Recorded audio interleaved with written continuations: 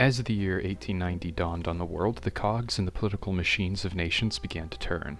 The year opens up with the Italians making a move in East Africa. For the last 2 years, Italian influence had been growing in the region of Eritrea, culminating in 1889 following a 2-year-long undeclared war between the Italians and the Empire of Ethiopia. Just a few months later, in fact on New Year's Day of 1890, the Kingdom of Italy officially organized the territory of Eritrea into a colony, forming the colony of Italian Eritrea. British and French colonial adventures wouldn't be all that different from the Italians, as the French fought a war in Dahomey, successfully gaining a port in the region, and the British organized a successful expedition to Mashonaland, following an ultimatum to the Portuguese that saw the latter drop their claims that would have connected Angola and Mozambique together. German ambitions in Africa, however, were put on hold to keep it simple. In the mainland, Reichskanzler Otto von Bismarck, following an argument with Kaiser Wilhelm II,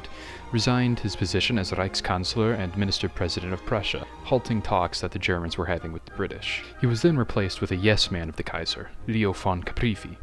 as both Reichskanzler and Minister-President. Caprivi then resumed talks with the British, which concluded with the Heligoland-Zanzibar Treaty, in which the Germans would renounce their protector status over Vituland and Zanzibar in exchange for Heligoland and an expansion of claims in southwest Africa that would connect the German colony there to the Zambezi River, as well as both parties agreeing to uphold current claims in Africa and establish dialogues between one another should the balance of power in the Far East were to be thrown out of balance, which proves to be a problem later on in the year, though for now things would chug along rather smoothly. Following the resignation of Bismarck, the Russian Empire requested that the Germans renew the reinsurance treaty between the two nations, in which both nations agreed to be neutral towards one another except in circumstances involving the French and Austrians, though, perhaps in a moment of incompetence in the Russian diplomatic mission to Germany, they specifically requested that the French send a representative to the talks, citing Russia's growing relationship with the French and the significance that the re-signing of the treaty would have to the French. The Germans, understandably dumbfounded at the request of inviting their rivals to a meeting regarding neutrality between both Russia and Germany, refused to renew the treaty with the French present at the meeting. The Russians, weeks later, then admitted the request was inappropriate and then requested a new meeting where only the two parties would be present, though this was too late, as Leo von Caprivi declined to renew the treaty, stating the Kaiserreich's suspicion of Russian intentions following this. In Germany, the ongoing boom in industrialization has caused a noticeable shift in the politics of the nation, as the Socialist Party of Germany, or SPD, and the long-dormant Völkisch movement began vying for the hearts and minds of the German people, with the former vouching on a platform of workers' rights, increased industrial regulations, and increased welfare, while the latter is more fragmented between those who wish to see regression back towards agriculturalism, pagans, anti-socialists, and the alike. In Heidelberg, however, the Völkisch movement would gain a new contender and draw the ire of Berlin, as a professor of economics at the University of Heidelberg, Friedrich Adler,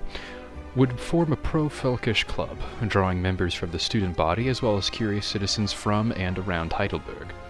This club would essentially be a mouthpiece for the aging professor to spout his brand of Völkism. Industry should be controlled by the state for the benefit of both the state and the German people, that religion shouldn't be the forefront of the movement, as Adler himself was a devout Catholic, and that technological advancement can be and should be harnessed by the state to further the interests of the German people, as well as standard Völkisch talking points such as the preservation of German culture, the superiority of the German people over other races, and the shunning of immigrants. What drew the attention of Berlin, however, was how fast the club was growing and how it was beginning to act more and more like a political party. While nothing could be done at the current moment, as Adler's club was still acting within the boundaries of the law, Chancellor von Caprivi asked the Minister of the Interior, Karl von Bütticher, to monitor the activities of the group and to ensure that law and order is upheld. Meanwhile, in Austria, Kaiser Franz Josef was seriously injured during a hunting trip to Offensee in Upper Austria, leading to him to come to the decision to enter into a regency and to live the rest of his life in semi-retirement, with his heir apparent, the Archduke of Austria Franz Ferdinand, to take the role of regent. Almost immediately, he called for a meeting between Austria and the Kingdom of Romania as a way to improve relations between the two monarchies. While the summit went relatively fast in its opening days, it quickly came to a grinding halt with no tangible results being made by the end of the year. The region also proposed a reorganization of Cisleithania, federalizing the land into 6 Kronlande, or Crownland, which will all have their own parliament, with each Crownland sending representatives to Vienna to participate in the Kaiserliche Versammlung, or the Imperial Assembly, who in turn elect a Reichskanzler, who will hold executive power over the Imperial Assembly and Crown lands. While an official date for when this reform will go into effect hasn't been placed yet, the Imperial Court has taken the necessary steps to ensure a smooth transition for Cisleithania through the newly formed Kaiserlich und Königlich Staatsche Kommission für den Bundesprozess, or Imperial and Royal State Commission for the Federal Process.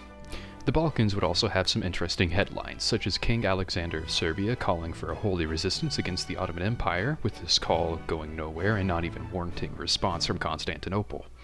The Romanians and Bulgarians would form a mutual defense pact, and arguably, the most inexplicable, the Bulgarians and Ottomans formed a non-aggression pact and begun to seek military ties with one another, despite the historical relations between the two nations. Not even the best diplomats or geopoliticians could comprehend the thought process behind this move. While on the topic of the Ottomans, Sultan Abdul Hamid II invited members of a reform organization, the Committee of Ottoman Union, to a private audience in Constantinople to learn more about the group's intentions and motivations, as well as to make several proposals to improve the government administration and military. While some members of the group were torn on if attending would be beneficial or not, ultimately a delegation would be sent. While hopes were high that the Sultan would accept their proposals, it turned out to be for naught, as he firmly rejected every proposal that was made by the committee, as he labeled the proposals and the aspirations of the group to be a direct challenge to his authority and the stability of the empire,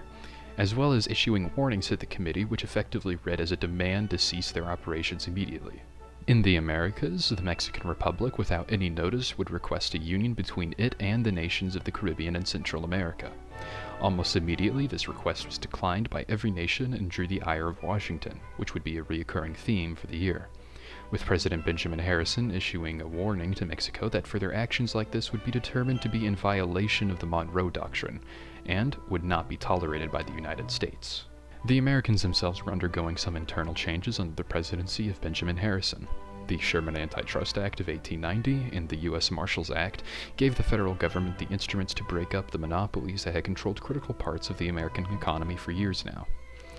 The Harrison administration would be proactive diplomatically, recognizing the new democratic regime in Argentina following a revolution at the beginning of the year, and sending military advisors to Liberia, to name a few things it did prior to the summer of 1890. Starting in the summer, American isolationism would be challenged. Washington had received a transcript of a secret meeting that occurred between Lauren A. Thurston, a representative of the Kingdom of Hawaii, and the Japanese prince Higashifu Mishimi Yorihito, in which the Japanese wished to lease a plot of land in Pearl Harbor to build an embassy, as well as the Japanese sailing 2 warships near the islands. When the Americans got word of this, President Harrison immediately took action, issuing the following statement, not just to the Japanese, but to the entire world. My fellow Americans and esteemed members of the international community, it has come to my attention that the Imperial Japanese Navy and government has conducted actions that are not only deceptive but highly provocative. The attempt by Japan to establish an embassy in Hawaii without the knowledge of the international community is seen as nothing more than debauchery, and in secrecy is a blatant disregard for diplomatic protocols and respect for sovereign nations that signals Japanese intentions to be manipulative. After all, for what purpose would a nation hide something like this if they didn't have the understanding that it would be disapproved by the United States and larger international community? Moreover, the presence of Japanese warships in Hawaiian waters without prior notification or consent from the United States is an intolerable breach of trust and display of military intimidation that we cannot and will not ignore. Such actions are not only a threat to our interests, but also the stability and peace of the Pacific region. The United States stands firmly with the Hawaiian government and petitions the Hawaiian government to deny this clandestine embassy establishment. We will continue to uphold our commitments to Hawaii, ensuring that any foreign influence is checked and that the sovereignty of our partner is respected. I call upon Japan to cease such covert and aggressive tactics and to engage in open and honest diplomacy. The United States will remain vigilant and prepared to defend its interests and of those of its allies against any form of subterfuge or military posturing. Thank you, and may we all work towards a more transparent and peaceful international community. Shortly following the condemnation of the Japanese by President Harrison, the French and Germans joined in. Only a week later, though, a far larger diplomatic crisis would erupt in Asia. First, for some background context, the Qing dynasty had secretly met with the Germans in early 1890 to discuss German assistance in the modernization of the Qing military, in exchange for the port of Qingdao and potential trade deals in the future, with the German minister to China, Maximilian von Brandt, accepting the deal on behalf of the Reichskanzler, with a detachment of the Kaiserliches Marine publicly seizing the port under the guise of a debt payment. The Qing, however, boldly announced the formation of the new army, with 250,000 men being assigned to this German-trained formation, and Beijing vowing that by 1894 the formation would double in size to 500,000, and from there the 8 banners would be incorporated, forming a standing army far larger than what a European nation could even field. Regardless of whether the Qing could even afford to fund such an ambitious program, the Russian Empire immediately denounced the German Empire for attempting to gain a monopoly in East Asia, which St. Petersburg viewed as rightfully being within Russian influence. The French, likewise, joined in on denouncing the Germans. Berlin, now in damage control mode, issued a vague response stating that the situation was under control and that the Chinese were being closely monitored by Berlin. The Japanese had thrown their hats into the ring, vowing their diplomatic support for the Chinese and offering to send even more advisors to the Qing, though they wouldn't even receive a response from Beijing.